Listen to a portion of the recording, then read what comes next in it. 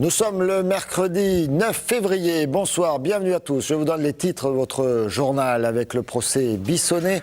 Un procès Bissonnet qui devrait se terminer hier. La parole est à la défense aujourd'hui. Elle sera encore demain matin avec le dernier défenseur de Jean-Michel Bissonnet. Le verdict est également attendu demain. L'Association des paralysés de France et l'Express ont fait paraître aujourd'hui leur classement des villes les plus accessibles. Montpellier remonte à la 11e place. Des lycéens qui planent, ce n'est pas forcément surprenant, mais quand c'est à l'initiative de leur lycée et de l'armée, cela mérite un reportage. Procès Bissonnet, avant-dernier jour de ce procès fleuve. Hier, lors de ses réquisitoires, l'avocat général a requis des peines contre chacun des accusés, et notamment contre Jean-Michel Bissonnet, le mari de la victime, accusé de complicité et d'assassinat, et présenté par l'avocat général comme le commanditaire du meurtre de sa propre femme. L'avocat a demandé la perpétuité contre Jean-Michel Bissonnet. Aujourd'hui, ses défenseurs ont essayé de convaincre les jurés que le doute devait profiter à l'accusé. Compte rendu de Jean Brun.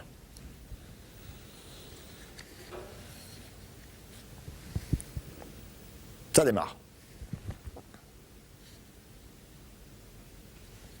Puis hier, en fin d'après-midi, la parole est à la défense des 3 accusés jugés pour le meurtre de Bernadette Bissonnet. 3 accusés pour lesquels les réquisitions ont été particulièrement sévères. 10 ans requis contre Amaury Darcourt, 25 ans contre Méziam Belkacem et la réclusion criminelle à perpétuité requise contre Jean-Michel Bissonnet. Pour le premier, son avocat a tenté de minimiser son rôle en demandant la requalification des faits. En réalité, il est apparu au cours des débats que la participation d'Amaury Darcourt se lie bien moins comme une complicité d'assassinat que comme en fait la participation d'un homme à des faits auxquels en réalité aucune part active ne peut lui être reprochée. Il était là. Ça il ne le conteste pas, mais il n'a pas été utile à la commission de cet assassinat.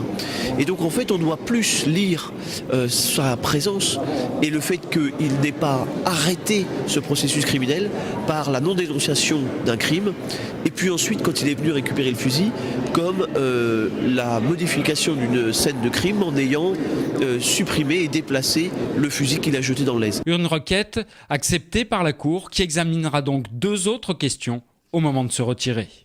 De leur côté, Iris et Gérard Christol ont défendu leur client le verbe haut, tentant d'expliquer la manipulation subie par le laveur de carreaux. Méziam Belkacem a grandi sans parents. D'abord le père, Arki, est parti en France, l'a laissé, puis la mère a été remariée.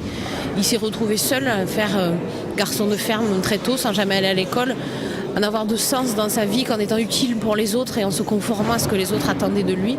Et toute sa vie a été sous ce signe-là. C'est-à-dire être domestique, servir, être homme de peine. Et le 11 mars 2008, il a été une nouvelle fois homme de peine pour Jean-Michel Bissonnet. C'est-à-dire aller exécuter ses basses œuvres parce qu'il avait cru qu'en commettant ce geste terrible qu'il essayait d'oublier dans ses conséquences, sa vie serait meilleure après parce que c'est ce qui lui avait été promis.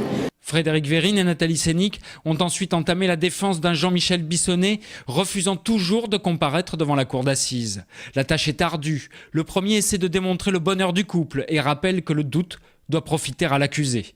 La seconde nous livre un long cours de physique sur la constitution des cartouches ayant servi à l'assassinat.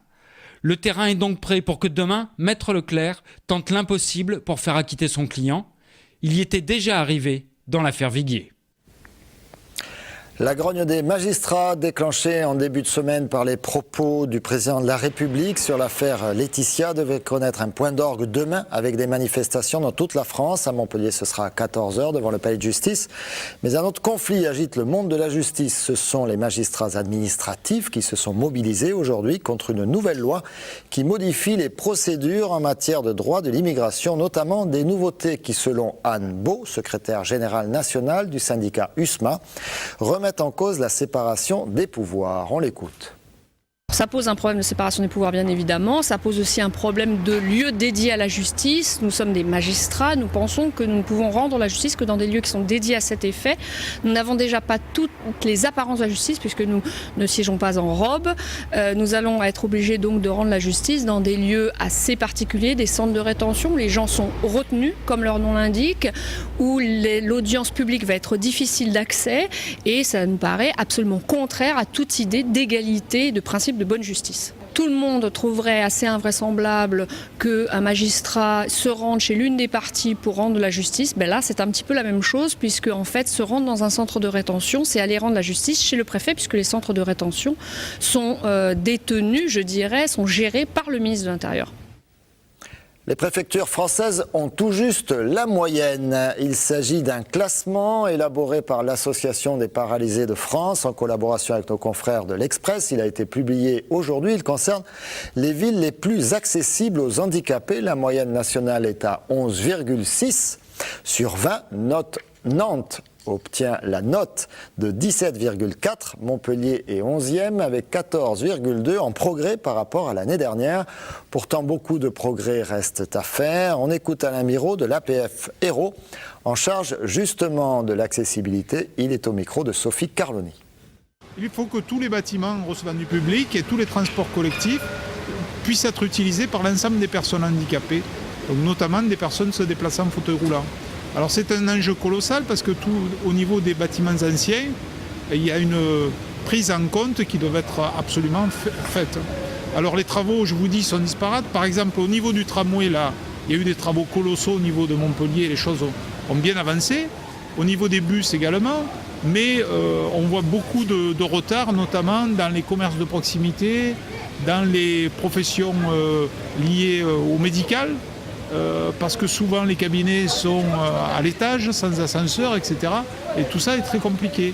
Mais il faudra malgré tout trouver des solutions d'ici 2015. Nous attendons toujours impatiemment la réalisation, la mise en place de la commission communale pour l'accessibilité, où les problèmes au quotidien des personnes handicapées doivent être discutés. Notamment, là, je suis devant les ascenseurs du Quorum, très belle réalisation, mais ils sont souvent en panne. Et là, encore aujourd'hui, nous ne pouvons pas l'utiliser. Donc il faut trouver des solutions pragmatiques à ce genre de problème.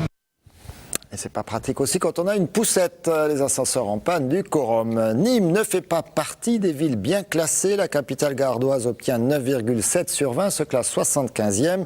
Pourtant, du côté du théâtre de Nîmes, l'accueil des malentendants et des malvoyants a fait l'objet d'un travail en profondeur. Un reportage de Nicolas Pinchino.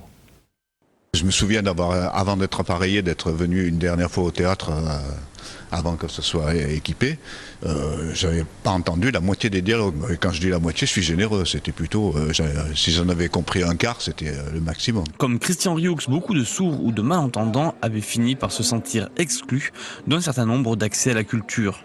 Au théâtre de Nîmes, depuis 3 saisons déjà, il est possible de s'équiper d'un casque afin d'avoir un son amplifié de la scène. Et nouveauté, cette année, ces boucles magnétiques qui sont directement reliées à l'appareillage auditif des personnes équipées. Il suffit alors de régler l'appareil en position T. Les efforts d'accessibilité sont également faits en direction des personnes sourdes ou aveugles avec des spectacles traduits en langage des signes et d'autres audio décrits. Pour les personnes sourdes gestuelles, justement, c'est quand même quelque chose qui leur permet l'accessibilité, qui leur apporte des connaissances, c'est la culture. Et pour eux, depuis, disons, 2005, la loi de l'accessibilité qui leur permet d'assister à des conférences parce qu'il y a de l'interprétation et maintenant à des pièces de théâtre. Et c'est très important pour eux. Concernant les audiodescriptions donc, qui s'adressent aux personnes handicapées visuelles, le travail est fait en amont. On choisit vraiment bien plusieurs mois, voire une saison à l'avance, du spectacle qui va être audio décrit, puisqu'il faut aussi que l'équipe artistique soit d'accord pour que quelqu'un travaille autour du spectacle. Pour les personnes aveugles ou handicapées visuelles, le théâtre met également à disposition un programme audio. Au mois de février, ces 2 pièces, Les Femmes savantes et la tragédie de Richard II, sont audio décrites. Pour les personnes sourdes gestuelles, le prochain spectacle traduit en langue des signes sera présenté à la rentrée de septembre 2011.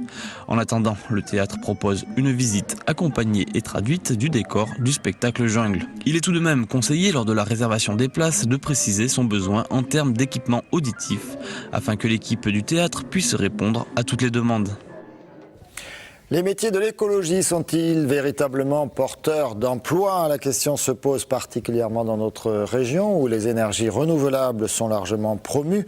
Un salon sur la question se tient sur le campus de Montpellier 2 à partir d'aujourd'hui et jusqu'à vendredi. On écoute 2 des organisateurs au micro d'Edgar Santander. Ce salon, c'est le fruit du travail de 4 mois où nous avons démarré de rien et on a mis en place ce salon qui va se dérouler sur 3 jours avec des exposants, une trentaine d'exposants du milieu associatif, du milieu de l'entreprise, des collectivités territoriales. Les communes, les agglos sont tenus de tenir compte de cet environnement naturel et donc du coup recrutent des chargés de mission environnement, des chargés de mission aménagement qui vont avoir des compétences et doivent avoir des compétences en écologie pour pouvoir bien intégrer cette dimension-là dans l'action du territoire. On a sur des promotions de 30-40 étudiants un taux d'embauche à 6 mois qui est de l'ordre de 70% et au bout de 3 ans qui est à 85% dans le domaine écologie, biodiversité. Et on reste dans l'environnement et le développement durable avec l'agglomération de Montpellier qui se félicite aujourd'hui de la décision du ministère des Transports qui attribue une subvention de 37 millions d'euros pour les lignes 4 et 5 du tramway de l'agglomération après les 83 millions d'euros de la ligne 3. Le lycée Albert Camus de Nîmes et ses élèves, donc le lycée a décidé de faire planer ses élèves dans le cadre du brevet d'initiation aéronautique, le BIA. Le Centre d'information de recrutement des forces armées de l'air a proposé à 9 élèves des initiations au vol en planeur. Destination le Pic Saint-Loup sous la caméra d'Edgar Santander. Premier baptême de l'air pour 9 élèves du lycée Jules Rému de Nîmes, aujourd'hui au centre de vol à voile de Montpellier du Pic Saint-Loup. Un vol en planeur pour le brevet d'initiation d'aéronautique. Le fait qu'un élève ait ce fameux brevet d'initiation aéronautique, c'est un plus sur un CV pour postuler auprès des grandes entreprises telles Airbus ou même Air France pour les commerciaux ou les futurs pilotes éventuellement, donc, ou même ADS. Donc effectivement un élève qui passe un diplôme quel qu'il soit et qui empoche en plus ce fameux brevet d'initiation aéronautique aura forcément des atouts en plus. Des jeunes attirés par les métiers aéronautiques sans oublier les sensations fortes. C'était assez sympa, bon, c'est différent du vol en avion parce qu'on se laisse porter au gré du vent, on se laisse faire, l'avion on ne le contrôle pas forcément, dès qu'il y a une secousse on la prend, on ne peut pas remonter comme on veut, donc on se laisse faire, on descend tranquillement et puis dès qu'il y a un trou d'air, on se laisse tomber, quoi. Et puis voilà, bon, c'est assez sympa mais faut avoir le cœur bien accroché, quoi. Ce brevet proposé dans différents lycées de l'académie permet un débouché vers de nombreux métiers de l'aviation. Et du volley ce soir à 7, l'Arago joue son quart de finale retour face à Trévis et de la Coupe d'Europe.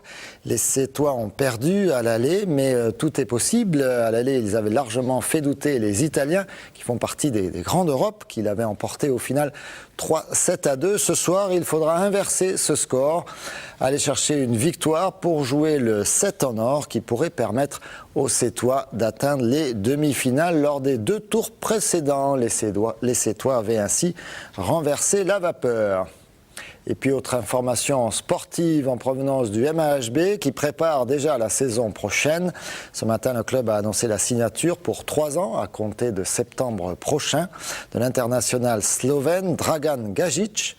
Il peut jouer ailier ou arrière droit et il a notamment œuvré à Zagreb en Croatie ou encore à Celje en Slovénie, une des connaissances du MAHB en Ligue des Champions. Il mesure 1,90 m pour 83 kg, un beau gabarit, comme dirait l'autre. Bienvenue à lui. Merci à vous d'avoir suivi ce journal. C'est fini.